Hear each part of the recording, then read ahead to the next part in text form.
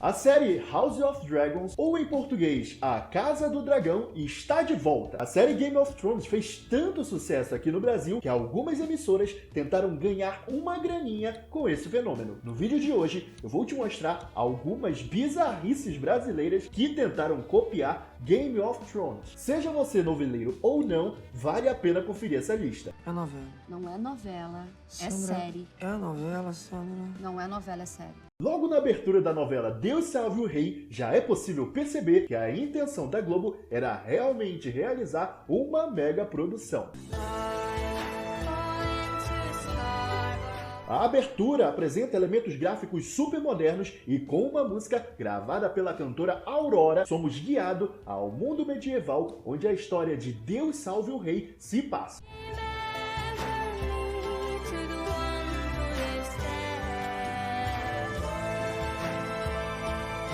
A novela foi repleta de polêmicas, dividiu opiniões e até hoje ainda é alvo de muitas críticas e piadas. Eu gostava. Você gostava? Você e minha mãe só. A trama medieval de Deus Salve o Rei apresenta os reinos de Montemor e Artena. Durante muitos anos, os reinos vivem em paz e mantêm um acordo para fornecimento de água, recurso abundante em Artena, mas escasso em Montemor. Há décadas, Montemor é governado por Crisélia, uma rainha justa e honrada. Seria este o mais afortunado dos reinos, se não lhe faltasse o mais precioso dos bens.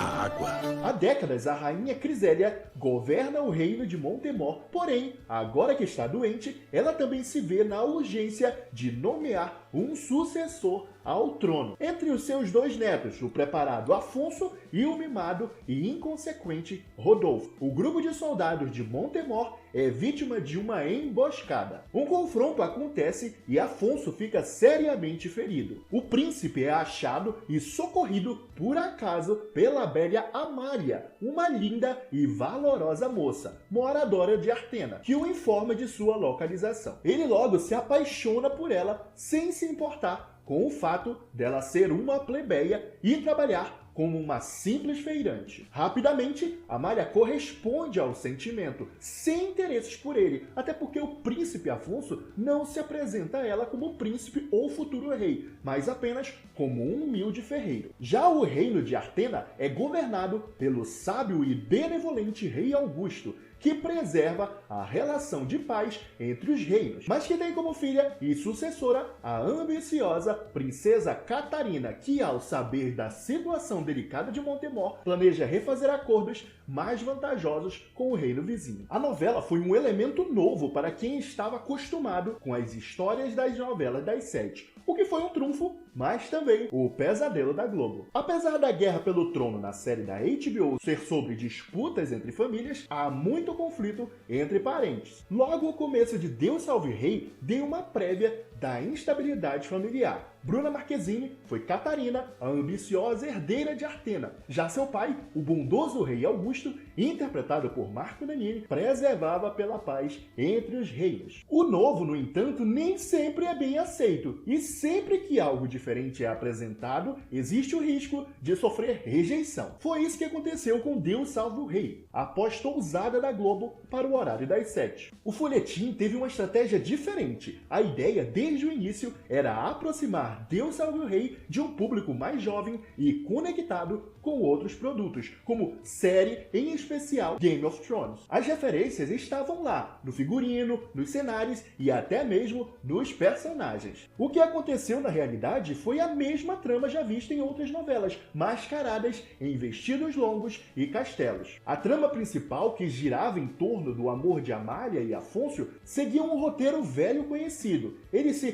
conhecem e se apaixonam ao primeiro olhar, mas por motivos diversos são obrigados a viver separados e só voltam a se reunir no final da trama. A verdade é que, apesar do investimento na produção épica, a história não tinha nada de diferente. A novela não investiu o suficiente para o público comprar a ideia do reino de Montemor e Artena, que ficou em segundo plano em frente aos conflitos pessoais dos personagens. Os conflitos foram tão grandes que até no dia de hoje ainda se fala dessa novela. Durante sua participação no De Frente com a Blogueirinha, Bruna Marquezine revelou que saiu completamente traumatizada de sua última atuação em uma novela da Globo, quando interpretou a vilã Catarina em Deus Salve o Rei. Qual foi sua última novela? Deus salve o rei. Você saiu traumatizada? Completamente.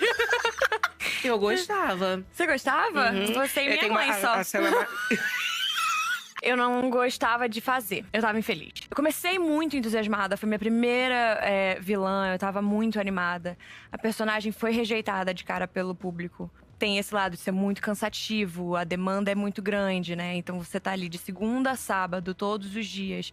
Das 7 às 9, filmando frentes diferentes, gravando frentes diferentes, fora de ordem, é muita coisa, exige muita coisa, sem falar do tempo de preparação. Mas ela também, ao mesmo tempo, te proporciona o que essa novela me proporcionou, que foi a oportunidade de me reinventar aquela personagem. Então, ao longo da novela, quando a novela já estava no ar, eu tive a oportunidade de adaptar a Catarina, que era a minha personagem, e ela terminou sendo a personagem com maior aceitação. Era vilã, uma vilã muito cruel. E hoje, olhando pra trás, talvez tenha um pouco também da minha imaturidade na época, mas também o fato daquilo... Ninguém constrói um personagem sozinho, mas eu me senti muito sozinha, porque o julgamento, ele vai, né, Era só em você. Foi seu primeiro hate?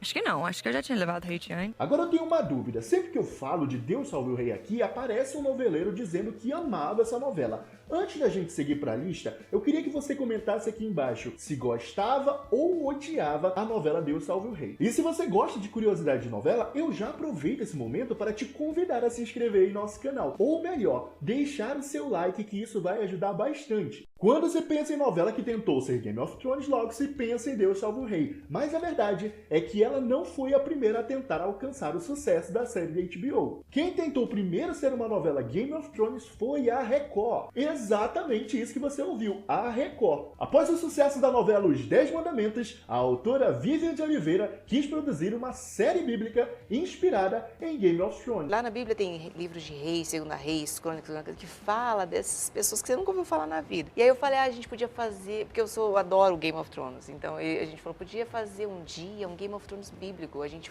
pega esses reinos, todos eles se matando, cada um com sua característica, Macedônia, Babilônia, Pérsia, que eles lutam pela terra prometida, na verdade, quando Salomão começa a decadência. Para, não quero ouvir! A gente tá assistindo a novela dele na Record. Por favor, não tô falando nada que não esteja na Bíblia. Eu parei de ler isso aí quando estragaram o final do Rei Davi. E aí eles adoraram, mas foi uma coisa meio que de bate-papo um dia, talvez. E aí eles adoraram. Ela acreditava que as histórias contidas nos livros do Antigo Testamento possuíam muita carga dramática para se produzir uma série brasileira nos moldes da série da HBO. A gente nem parou para conversar sobre isso, mas a ideia que eu propus seria... Você só escreveu digamos, um argumento. É uma página, falei dos eu falei, porque eu também não tinha aprofundado, é só Nem o que eu teria imaginava. como, no meio de Os 10 Mandamentos, fazer isso. Exatamente. O projeto acabou sendo engavetado até que a Record teve a ideia de lançar uma novela que seria vendida como a Game of Thrones bíblica. Nascia assim a Terra Prometida. A produção, que prometeu seguir o sucesso de Os 10 Mandamentos, foi inspirada em Game of Thrones sem perder o seu lado bíblico. Segundo o próprio autor da novela, Renato, o personagem de Juliana Silveira se chama Khaleesi, referência à Khaleesi de Game of Thrones. Rainha de Jericó, a Khaleesi foi a vilã da trama. Tentou conter o hebreu Josué, que queria conquistar o reino de Jericó. A personagem possuía uma relação forte com os deuses pagãos e o sacerdote do reino. A ideia era boa e acabou tendo um relativo sucesso com o público. Não à toa, continuou sendo reprisada pela emissora.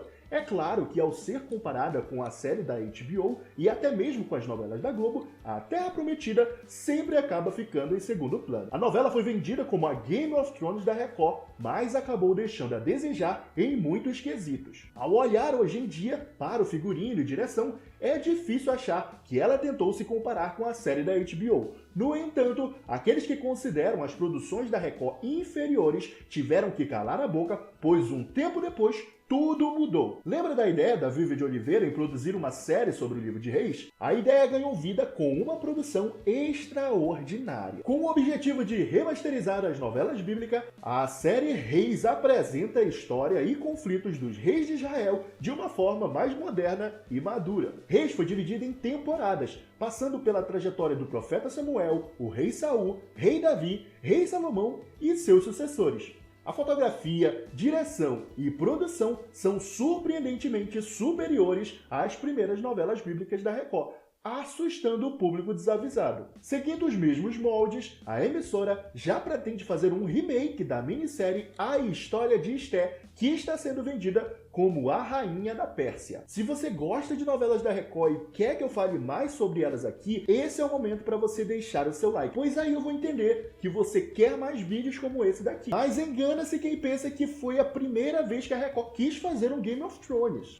Bastou Bela Aventura ter o seu primeiro teaser lançado pela Record para que os internautas logo identificassem a óbvia inspiração Game of Thrones. Aquele dali sabe quem é, Sandra? É o Eric Johnson. Que Eric Johnson? É um figurante. Aquele é o Eric Johnson. No vídeo curto, Eric Johnson interpreta um bobo da corte que anuncia a trama na qual dois reis disputam o trono de Bela Aventura. Cadu Eterno, me dá o controle. Leve. Num cenário muito semelhante ao do Castelo Real da série da HBO. Muitos o desejam, apenas um será capaz de conquistá-lo.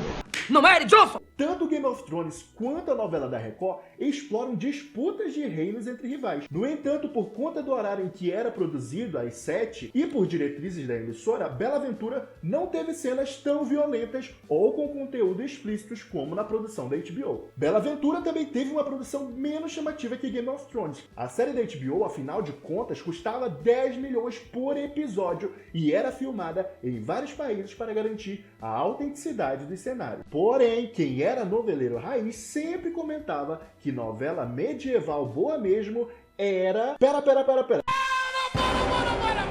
Antes de revelar a última novela da lista, eu vou te falar do nosso clube de membros. Se você tá até aqui, é porque você gosta de novelas. Agora imagina poder se juntar com uma galera que adora falar bem ou mal de novela. Com o nosso clube de noveleiros, você tem acesso a vídeos exclusivos sobre teorias e polêmicas de novelas famosas. E a melhor parte, na minha opinião, você participa de lives exclusivas para assistir novelas juntos. Já pensou poder maratonar O Clone, Verdades Secretas, A Alma Gêmea e outras novelas junto com o clube de noveleiros? Pois é, agora é possível. Com a mísera gratificação de R$ 4,99 por mês, você tem acesso a tudo isso e muito mais. Então você já sabe, né? Vem fazer parte desse clube de noveleiros que mais cresce aqui no YouTube. Agora vamos para a última novela da lista, que eu também tô curioso para saber. Que rei sou eu?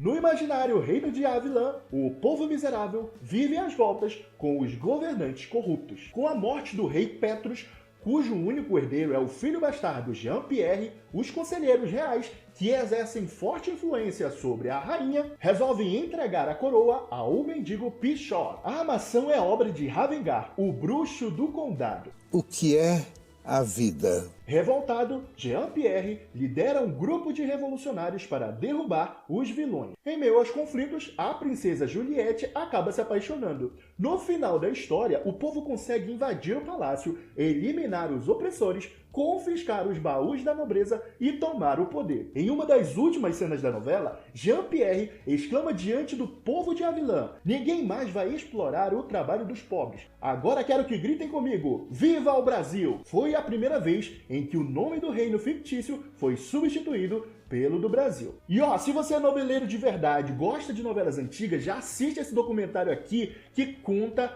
como as novelas mudaram a televisão brasileira. Então foi isso, galera. Muito obrigado por ter assistido o vídeo até aqui. Comenta aqui embaixo qual é a sua novela favorita. Um forte abraço e até a próxima. Tchau!